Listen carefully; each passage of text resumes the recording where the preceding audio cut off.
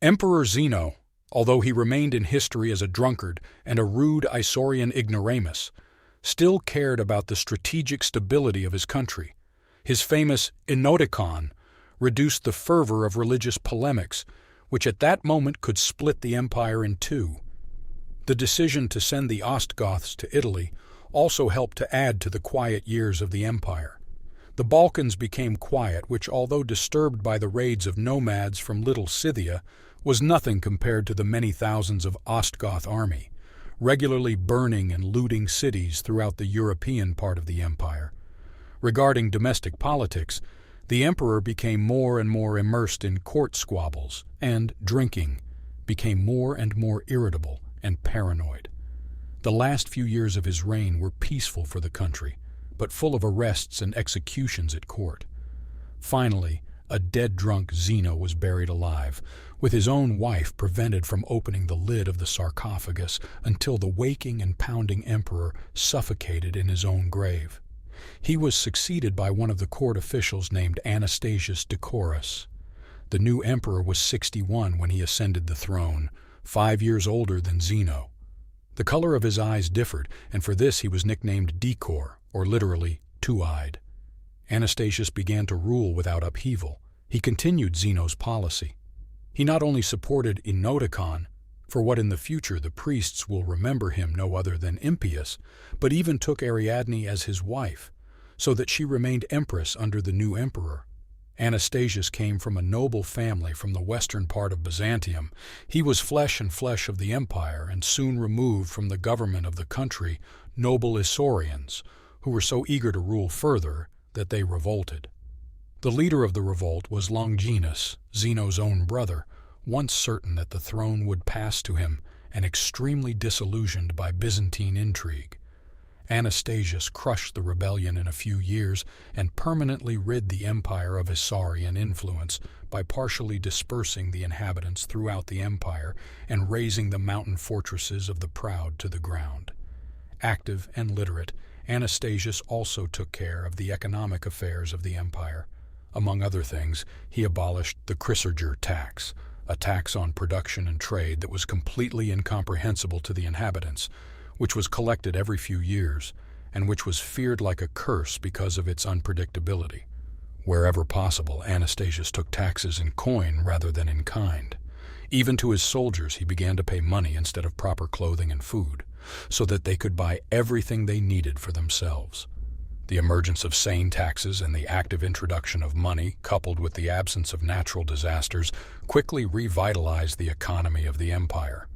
Although the monophysitism of Anastasius still led to a serious rebellion, the old man who ruled was able to significantly strengthen the country, and Emperor Justin inherited a rich and strong empire as never before.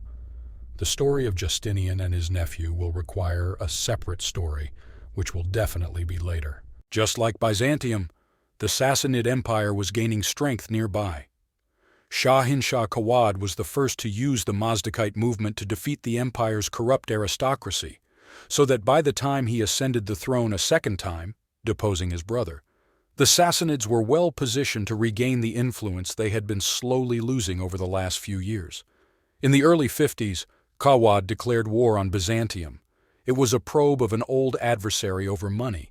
Under an ancient treaty, the Persians were obliged to protect the Caucasian passages from invasions by northern nomads, and Byzantium paid half of the defense costs in return. Over the years, the payment stopped, so Kavad carried out an act of intimidation. For several years, Sassanid and Greek armies took turns besieging border towns, paying southern and northern nomads, looting and retreating. Finally, after a few small skirmishes and the passage of cities from hand to hand, peace was concluded. The Sassanids received the money owed to them and were satisfied. Kavad turned his attention to Arabia as well. For a couple of centuries now, a new trade route from India and China had been there. Traders from India had learned to take advantage of the monsoons and cross the ocean past the Persian coast, arriving in modern-day Yemen. This was then the kingdom of Himyar, then caravan trails through Mecca, or ships on the Red Sea past the Ethiopian state of Aksum goods moved north, through the Arab states of Kindid and Ghassanid allied to Byzantium, further to Egypt or Syria. Byzantium reverently protected this southern Silk Road, showering the southern kingdoms with gold and spurring them to war against the Persian allies, the Lakhmids. By our time, the Lakhmids had been pushed back from the deserts of Arabia toward the Euphrates, but Kawad was once again aiding them.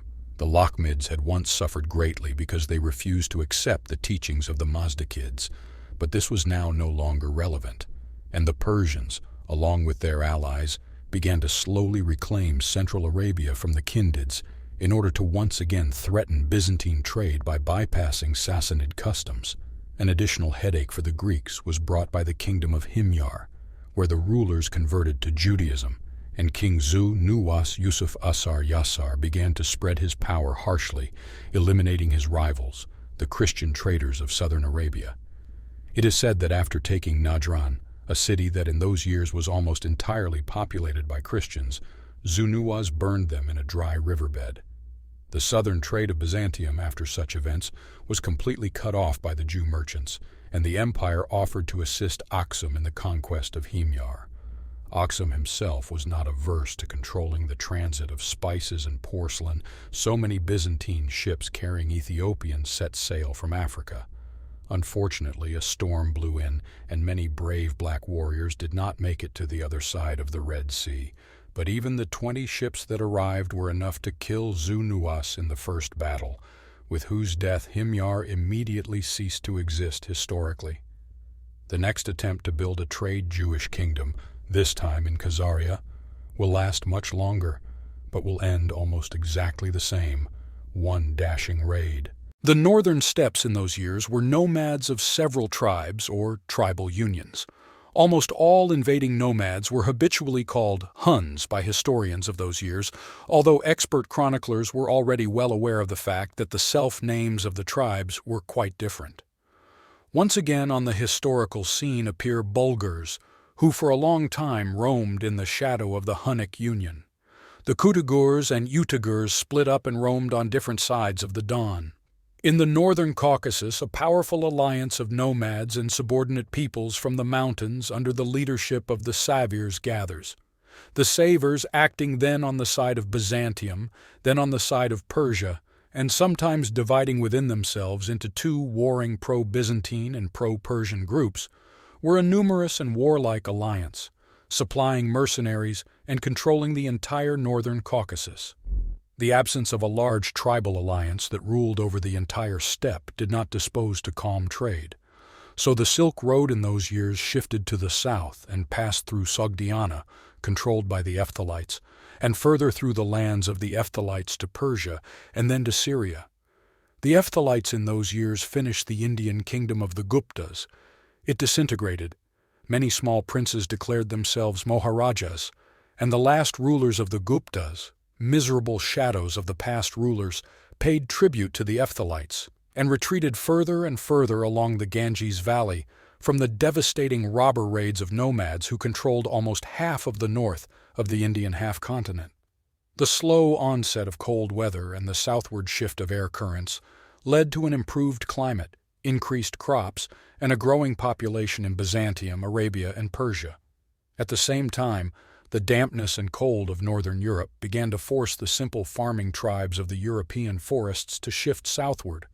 In England of those years, grapes ceased to be grown, and the borders of the Roman Empire were increasingly populated by new, unprecedented tribes from Central Europe. Instead of the warlike Germans, these were peasant communities of agricultural Slavic tribes, rapidly filling the valleys and fields, participating in common barbarian raids, and, from these years onwards, continuously referred to by Byzantine chroniclers as Antes and Sklavans.